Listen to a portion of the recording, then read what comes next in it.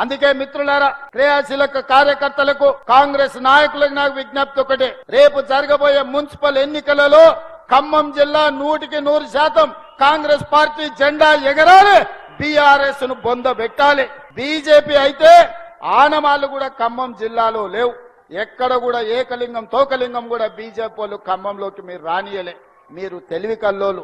అందుకే బీజేపీని రాజ్యాంగానికి ప్రమాదం పొంచి ఉందని మొదటి నుంచి ఖమ్మం జిల్లాలో బీజేపీని నిషేధించారు. ఆ నిషేధం భవిష్యత్తులో కూడా కొనసాగుతుందని నేను విశ్వసిస్తున్నా.